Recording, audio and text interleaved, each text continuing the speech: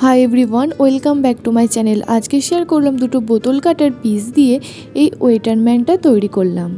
কথাই বলে শিল্পীদের হাতে নাকি জাদু থাকে কিনা জানি না, তবে সবাই যে জিনিসটা পুরনো হয়ে যাওয়া বা নষ্ট হয়ে যাওয়ার ফলে ফেলে দেয় তারা সেটাকে নতুন কিছু রূপ দেয়।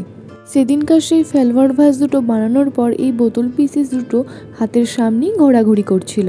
সোশ্যাল মিডিয়ায় একটা দিদির এই ওয়েটারম্যান বানানোর আইডিয়াটা দেখে আমি এই ওয়েটারম্যানটা আজকে বানালাম।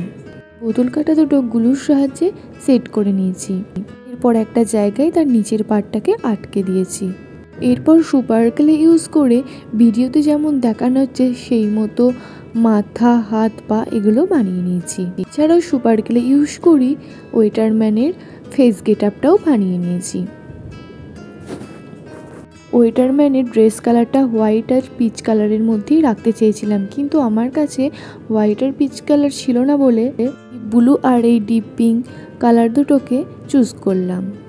সুপারকেলে দিয়ে যা যা জিনিস বানানোর ছিল সেগুলোকে বানানোর পর এরপর বডি গেটআপটাকে অ্যাক্রিলিক ফেব্রিক কালার দিয়ে কালার করে দিলাম। ফেলে দেওয়া জিনিস থেকে এরকম খুব সুন্দর সুন্দর ঘর সাজানোর ডেকোরেশন আপনারাও বানিয়ে ফেলতে পারেন। ভিডিওটা থেকে যদি আপনারা কিছু শিখে থাকেন তাহলে আপনারাও কিছু এরকম বানিয়ে নিতে পারেন।